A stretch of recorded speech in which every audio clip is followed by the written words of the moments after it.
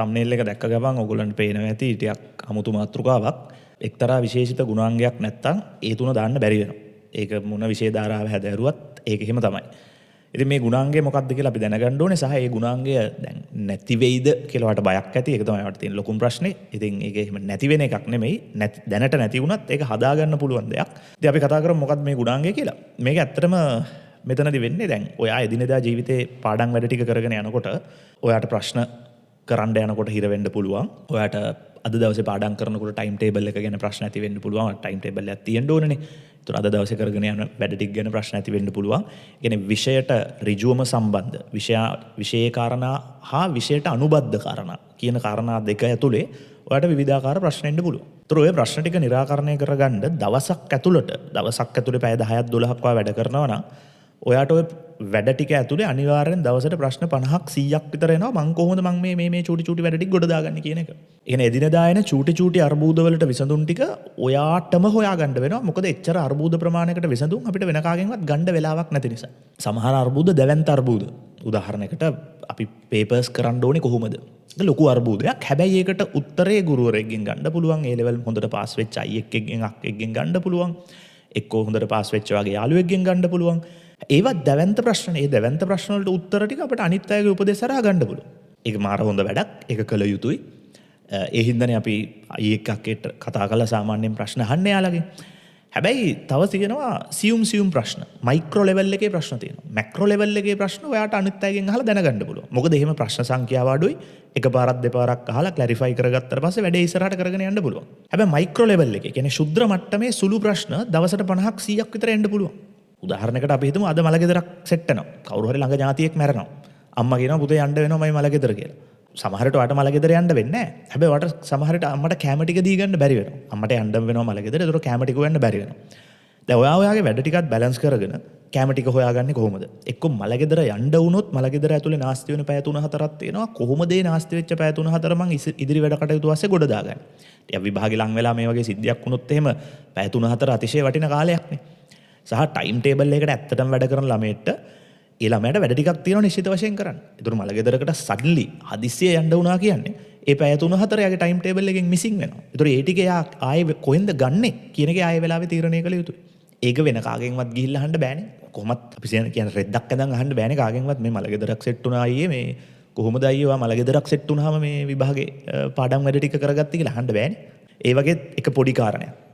ඊට පස්සේ අපි හිතමු පේපර් එකක නිතර වරදින ප්‍රශ්න జాතියක් තියෙනවා. මොකද්ද මම මේ වෙලාවේ කරන්නේ? ඒකට ගන්න පුළුවන් ස්මාර්ටස්ම ඩිසිෂන් එක මොකද්ද? ඩිසිෂන්ස් ගොඩක් තියෙයි ගන්න පුළුවන්. හැබැයි ඒකට ගන්න පුළුවන් අඩුම වෙලාවකින් මේ ප්‍රශ්නේ විසඳාගත හැකි කාර්යක්ෂමම විදිහ මොකද්ද? ඒක වෙන කෙනෙක්ගෙන් අහන්න බැරි වෙන්න පුළුවන්. මොකද ඒක Tamanටම අනන්‍ය වෙච්ච ප්‍රශ්නයක්. ළමයි දෙන්නෙක් ගත්තොත් ළමයි දෙන්නෙක්ට එකම දවසේ වෙනස් විදිහේ ප්‍රශ්න වර්ග ටිකක් මේ හම්බ වෙන්නේ. ඒතර මේ ප්‍රශ්න ටික ඕවර්කම් කරන්න, මේ ප්‍රශ්න ටික අභිබවා තමන්ගේ වැඩ කටයුතු ඉදිරියට කරගෙන යන්න තමන්ටම තමන්ගේ ප්‍රශ්න විසඳා ගැනීමේ හැකියාවක් තිබිය යුතුයි. කියන්නේ හරි ඩිසිෂන් මේකින් කියන එක ඉතාම වැදගත් මේක ඇතුළේදී. ඉතින් එතනදී අපේ අර තොත්ත බබා මානසිකත්වයේ තියෙන ළමයි ඉන්නවා. වරදක් කියනව නෙමෙයි. හැබැයි ඒ මානසිකත්වය තියාගෙන අපිට ඉස්සරහට යන්න බෑ. අපි ටිකක් අර අවුරුදු 17ක 18ක ළමයෙක් වුණාම තොත්ත බබා මානසිකත්වයෙන් විදිලා අපි ටිකක් යන්න ඕනේ. යක්ෂාවේශ වෙන්න ඕනේ. අපිට යකා මෝඩ් එකක් ආරෝපණය වෙන්න ඕනේ. මගේ ප්‍රශ්න වලට විසඳුම් මමම හොයා ගන්නවා කියන මානසිකත්වය තියෙන්න ඕනේ. අපි දකිනවා සමහර ළමයි කියනවා සර් අද ගෙදර වැඩ මොනවාද? ඒක නිකන් 8 වසරේ 9 වසරේ චූටි බබෙක්ගේ ප්‍රශ්න. එවැනි මානසිකත්වයකින් මේක කරගෙන යන්න බෑ. කියන්නේ තමන්ගේ ගෙදර වැඩ ටික තමන් හොයාගෙන හරි කරන්න පුළුවන් වෙන්න ඕනේ ගුරුවරයාගේ මාර්ගෝපදේශනේ තිබිය යුතුයි. හැබැයි ඒක තිබුණත් නැතත් තමන්ගේ වැඩ ටික කරගැනීමේ ප්ලෑන් කරගැනීමේ හැකියාව තිබිය යුතුයි. තමන්ගේ ටයිම් ටේබල් හදාගත යුතුයි. කරගෙන යන ටයිම් ටේබල් එකේ අවුලක් ආවොත් ඒ ටික තමන් විසින්ම හදාගත යුතුයි. ප්‍රශ්න කරගෙන යනකොට මොනවා හරි නිතර වරදින දෙයක් තිබුණොත් මම ඒකට දැන් මොකද්ද කරන්නේ කියන එකට විසඳුම හොයාගත යුතුයි. දැන් උදාහරණයකට නිතර වරදින මාතෘකාවක් තියෙනවා. ඒතර පළවෙනියටම මතක් වෙන්නේ මේ මාතෘකාව කොහෙන් හරි හරියට ඉගෙන ගන්න එක. ඊට පස්සේ ප්‍රශ්නයක් එනවා කොහෙන්ද මම මේක ඉගෙන ගන්නේ? දැන් අද නම් ඔන්ලයින් තියෙනවා. ඒ නිසා ළමයින්ට රෙකෝඩින් එකක් බලන්න පුළුවන් YouTube එකේ හරි ගිහිල්ලා.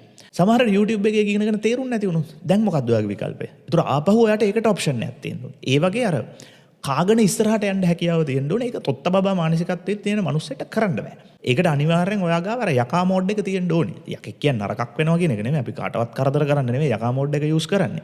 අපි Tamanට යහපතක් කරගන්න තමයි යකා මෝඩ් එක යූස් කරන්නේ. ඉතින් මේ කාරණාව පොදුවේ හඳුන්වන වචනේ තමයි විෂන් එක. එහෙම නැත්නම් දැක්ම කියලා. අපි දැකලා තියෙනවනේ ඔය ආයතනවල ගහලා තියෙනවනේ බෝඩ් එකක් විෂන් ඇන්ඩ් මිෂන් කියලා නේද? දැක්ම සහ මෙහෙවර කියලා. ඒක නෙවෙයි මේ. හැබැයි මෙතනදී තමන්ට තමන්ගේ වැඩ කටයුතු ටික, අර්බුද ටික, කුඩා අර්බුද දිනපතා නිර්මාණය වෙනවා. ඒකට අනිත් අයගෙන් උපදෙස් ගන්න ගියොත් වෙන වැඩක් කරන්න වෙන්නේ නැහැ. උපදෙස් ගැනීම විතරයි කරන්න වෙන්නේ.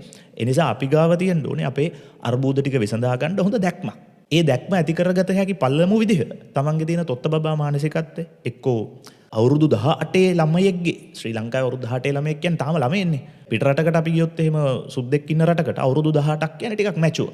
මං එහෙමයි ආශ්‍රය කරලා තියෙන අවුරුදු 18 19 පිට රටවල් වල ළමයි.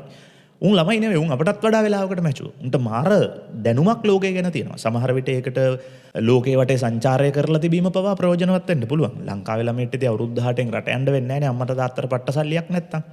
සුද්දෙක් ගත්තොත් උන්ට ලංකාවේ ජීවත් වෙන එක ලාභයි උන්ගේ රටේ ජීවත් වෙනවට වඩා. ඉතින් උන්ට මෙහෙට ට්‍රැවල් කරන එක ලාභ වැඩක්. ඒතර ඒ වගේ අය ලෝකයේ දැකලා තමන්ගේ ප්‍රශ්න වලට උත්තර ටික निराකරණය කරගැනීමේ හැකියාවල් ටික අවුරුදු 16 17 18 වෙද්දි ලබාගෙන ඉවරයි. ඒතර අපේ ළමයා මැචුව මදි තමන්ගේ ජීවිතේ ඉන්න ප්‍රශ්න ටික ගොඩ දාගන්න. ඒක ඉතින් අපේ තියෙන සිස්ටම් එකේ හැටි ඒකට වරදක් කියන්න බෑ. එකක් අපේ රට දුප්පත් වීමත් ඒකට හේතුවක්. ඉතින් ඒ ඉමැචුව ළමයට මැචුව කෙනෙක්ගේ ප්‍රශ්න විසඳා ගැනීමේ දරුණු අවශ්‍යතාවය මතුවෙනවා. හැබැයි අපේ තියෙන ඉමැචුරිටි එක එහෙම නැත්නම් අපේ තියෙන පරිණත භවයේ අඩුකම නිසා මේක වරදවා වටහා ගන්න එපා. වරදක් කියනවත් නෙමෙයි. හැබැයි අනිවාර්යෙන් ওই මැචුරිටි එක අපි ළඟා කරගත යුතුයි හැකි ඉක්මනින්. එහෙම කරන කෙනෙක්ට විතරයි තමන්ගේ ওই ඉදිරි කටයුතු ටික ප්‍රශ්න ටික निराකරණය කරගන්න පුළුවන් වෙන්නේ. ওই ටික කැම්පස් ගියත් ඔච්චරයි, රස්සාවක් කරත් ඔච්චරයි. තමන්ට තියෙන්න ඕනේ තමන්ගේ වයසට වඩා මැචුරිටි එකක්. ඒ හරහා තමයි තමන්ගේ ප්‍රශ්න විසඳා ගැනීමේ හැකියාව තමන්ට ලැබෙන්නේ. ඒ නිසා මේක ඒ ලෙවල් ප්‍රශ්න ගොඩ දාගන්න විතරක් නෙවෙයි, එතනින් එහාටත් අනිවාර්යෙන් බලපානවා කියන එක තේරුම් ගන්න ඕනේ. මොකද ජීවිතේම කියන්නේ ප්‍රශ්න ගොඩක එකතුවක්. ඒ වගේ මයික්‍රෝ ප්‍රශ්න ගොඩක් අපිට අනිත් අයගේ උපදෙස් අරන් විසඳන්න බෑ. අපිට අනිත් අයගෙන් උපදෙස් ගන්න පුළුවන් මැක්‍රෝ ප්‍රශ්න. කියන්නේ මහා පරිමාණයේ ප්‍රශ්න වලට අනිත් අයගෙන් උපදෙස් ගන්න පුළුවන්. හැබැයි සුළු පරිමාණයේ ප්‍රශ්න ෂණිකව මතුවෙනවා, ෂණිකව විසඳුම් අවශ්‍ය වෙනවා. ඒකට ඒවට උත්තර ටික තමන් ඇතුළෙන්ම තමන්ට හොයාගන්න සිද්ධ වෙනවා. ඒකේ පළමු පියවර තමයි තොත්ත බබා මානසිකත්වයෙන් මිදිලා ටිකක් මැචුව වෙලා පොඩි යක්ෂාරූඪ වෙච්ච යකා මෝඩ් එකකට ආරෝපණය වීම.